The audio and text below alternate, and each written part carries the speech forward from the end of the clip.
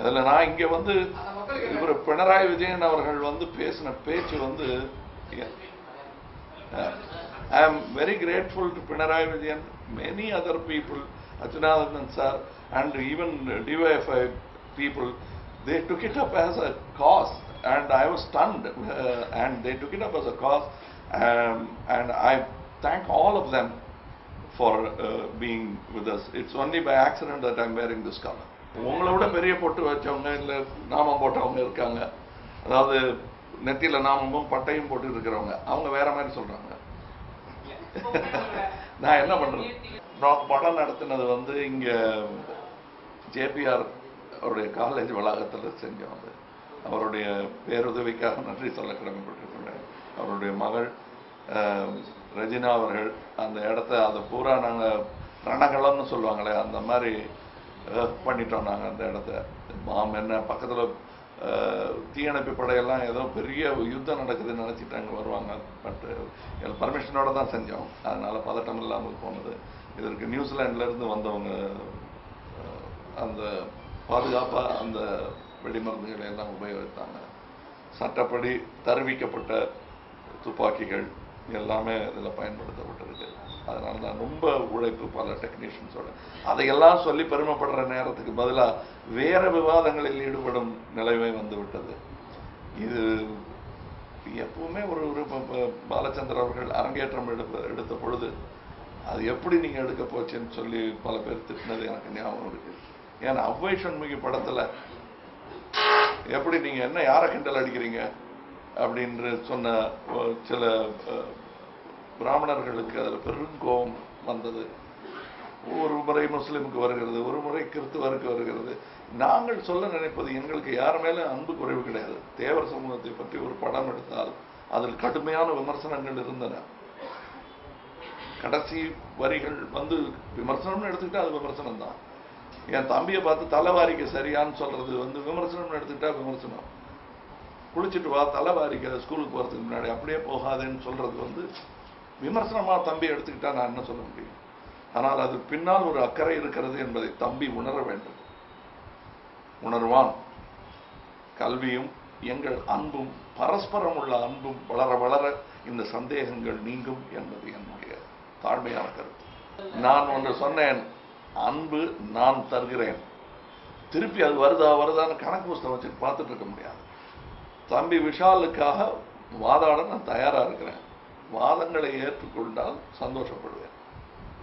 இல்லைன்னா விஷால் வந்து எனக்கு ஏற்பட்ட அவமானத்தை விட கொஞ்சம் கம்மின்னு நினைக்கிறேன். தாங்கிக்குவார், பலசாலி அவர் நம்பிக்கையும் எனக்கு.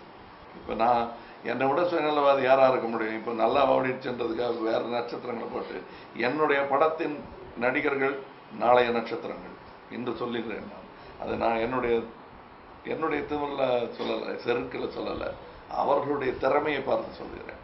இல்லை ஜெயதீப் அலாவத்தன் நடிச்சிருக்காரு, அவரெல்லாம் இன்னும் அடுத்த கட்டத்தில் அவர் இது வெளிப்படும். ராகுல் போஸுடைய நடிப்பும் சரி.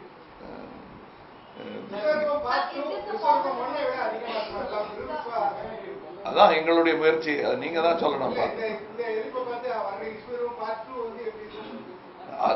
இதே தொடர்ச்சி தான், இதே ஜானர் தான்.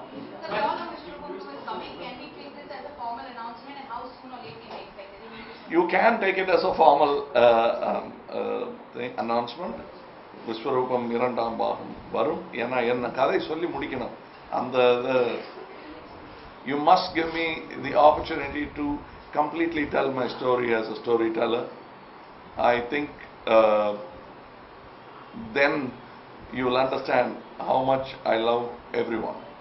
Yes, there's one we are working with Barry Osborne, and there's another I'm planning for Raj Kamal, which is called Moo in Tamil. That's a Tamil name because it makes sense only in Tamil. The equal Sanskrit equivalent will be Tra. அந்த மாதிரி நம்ம இங்கேருந்து ஒரு ஏழை கூட தன் குழந்தையை கொஞ்சம் போது ராஜான்னு கொஞ்சுவாங்க. அந்த குழந்தையும் அதை நம்பிடக்கூடாது, கொஞ்சறவங்களும் அதை நம்பிடக்கூடாது. அந்த ஏழ்மை அப்படியே தான் இருக்கு. வெளிநாடுகள் இருக்கு. அடடே எவ்வளவு ஏழ்மையா இருந்தாலும் எவ்வளவு சந்தோஷமா இருக்காங்க பாருன்னு பார்க்கறது தான். அதற்கு பேர் சுபிட்சம் என்று நினைத்துக் கொள்ளக்கூடாது. அது வந்து ஒரு வாழ்த்து, அவ்வளவுதான். நம்ம இனிமே தான் முயற்சி பண்ணணும். எல்லாரும் சொல்லுவாங்க ஆஸ்கார் எப்பொழுது அப்படிம்பாங்க. ஆஸ்கார் அவங்க நாட்டுக்காக அவங்க படங்களுக்காக ஏற்படுத்திய ஒரு பரிசு. யாராவது அமெரிக்காவை பார்த்து பிலிம்ஃபேர் அவார்டு எப்பன்னு கேட்கறாங்களா? அமெரிக்காவில் இருக்கிற நடிகரை பார்த்து அடுத்து பிலிம்ஃபேர் வாங்க எப்போ போறீங்கன்னு கேட்கறாங்களா? அப்படி கேட்கற நாள் வரணுங்கிறது தான் என்னுடைய கனவு. அதுதான் எனக்கு பெருமை. நேஷனல் அவார்டு, இந்தியாவில் நேஷனல் அவார்டு எப்போ வாங்க போறீங்கன்னு ஒரு அமெரிக்கன் நடிகரை யாருமே கேட்கறது இல்லை. ஆனா இந்திய நடிகர்களை எல்லாம் ஆஸ்கார் வாங்க எப்போ வாங்க போறீங்கன்னு கேட்கறாங்க. அது அமெரிக்கன் ஸ்டாண்டர்ட். ISI வேற. இப்போ பார்த்து ஒதுங்குற ஆளா இருந்திருந்தால் 25 வருஷத்துக்கு முன்னாடியே நான் நடிப்பதை நிறுத்தியிருக்கணும். ஏன்னா என்னுடைய பகுத்தறிவுவாதமோ என்னுடைய மனித நேயமோ அஞ்சாமல் தொடர்ந்து கொண்டிருக்கிறது. யாரையும் கெஞ்சாமல் நடந்து கொண்டிருக்கிறது. நன்றி. உங்கள் அன்பு, அதை தான் ஃபர்ஸ்ட் சொல்லணும். பாக்கி ஜாக்கிரதையா இருக்கேன், கெட்டிக்காரத்தனமா இருக்கேங்கிறதெல்லாம் எல்லாம் அது ரொம்ப நாள் பலிக்காது.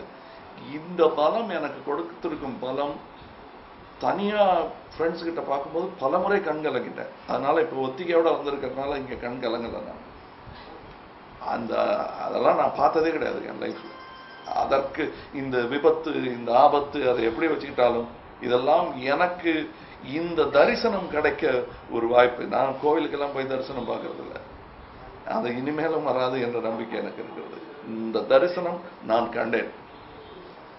இதற்கு மேல ஒரு ஆன்மீகம் இல்லாததாக நான் உணர்கிறேன். இதற்கு மேல ஒரு பகுக்கப்பட்ட அறிவு இல்லை என்பதை நான் உணர்கிறேன்.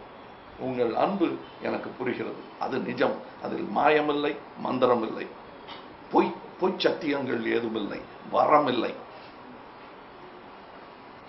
இந்த அன்பின் தரம் யார் கொடுத்த வரத்துக்கு நிகராகாது. எந்த சாமியோ கொடுத்த வரத்துக்கு நிகராகாது. இது நான் பார்க்கும் சொர்க்கம். இது போதும், வேறேதும் வரம் கேட்க தேவையில்லை. இது போதும், வேறெங்கும் சொர்க்கம் இல்லை. நான் அதை உலகத்துக்கே சொல்றேன். நான் என்னை பொறுத்த என்னை சூடும் இந்த ஆழிசூழ் உலகத்தையே பார்த்து நான் சொல்கிறேன். நான் இப்ப நான் உங்களுக்கு கதையை சொல்லி உங்ககிட்ட ஒப்புதல் கேட்க மாட்டேன் என்பது முடிவு பண்ணிக்கிட்டேன். உங்களுக்கு புரியுதுங்களா? உங்ககிட்ட கேட்டு சரியா இருக்கான்னு பார்க்கறது. தவறா இருந்தா தணிக்கை குழு தவறு செய்யும். நல்லா இல்லைன்னா படத்தை ஓடாது. அந்த மாதிரி ஆயிருக்கு எனக்கு. சுமாரா தரக்குறைவாக எடுத்த படங்கள் சிலது ஓடாமலே போயிருக்கு.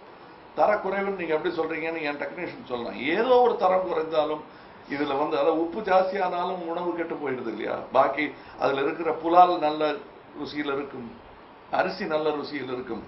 ஏதோ ஒரு சின்ன தப்பு, கை தவறி கொஞ்சம் உப்பு ஜாஸ்தி ஆயிடுச்சுன்னா விருந்தே கெட்டு போகும். அந்த மாதிரி எனக்கு ஆயிருக்கு. அந்த விபத்துக்கு நான் தயார். அது நடக்காம தான் நான் வண்டி ஓட்டிட்டு இருக்கேன். பட் மற்றபடி இனிமே அது மாதிரி தொந்தரவு பண்ணாதீங்க. இது இருக்குமா அது இருக்குமா, என்ன மட்டும் இல்லை, என்னுடைய சக கலைஞர்களில் வெவ்வேறு சாதியினருக்கும் வெவ்வேறு மதத்தினருக்கும் நான் சிறந்தாட்டி கேட்டுக்கொள்வது அதுதான். நாளைக்கு எனக்கு வேறு வண்ணத்திலிருந்து விமர்சனம் வந்தால் என்னை யார் இவர்கள் காப்பாற்றுவார்களா? காப்பாற்ற வேண்டாமா? அது ஒட்டுமொத்த சமுதாய சிந்தனை அல்லவா? ஆக நீங்க உங்களுக்கு எத்தனையோ கொலைகளும் கொள்ளைகளும் ரேப்பும் வெடிமருந்தும் வெடிகுண்டுகளும் சகோதர சண்டையும் இருக்கிறது. சென்சேஷனலைஸ் பண்ண சின்ன கலைஞர்களை வாழ விடுங்கள். அவர்கள் உங்கள் எதிரொலியாக இருக்க வாய்ப்புண்டு. நாங்கள் சமூகத்தின் கண்ணாடி தான். நாங்கள் வரைவது சித்திரம் போல் தெரிந்தாலும் நாங்கள் சமூகத்தை தான் பிரதிபலிக்கிறோம். எங்கள் கதைகள் எல்லாம் கிடைப்பது உங்கள் உலகத்திலிருந்து. நாங்கள் ஃபேரி டெய்ல்ஸ் எடுத்து மகாபாரதம் சொன்னா கூட அதிலும் உங்களுடைய பிரதிபலிப்பு இல்லாமல் போகாது. என் வாழ்நாளின் பதிப்பும் பாதிப்பும் இல்லாமல் போகாது. Thank you very much.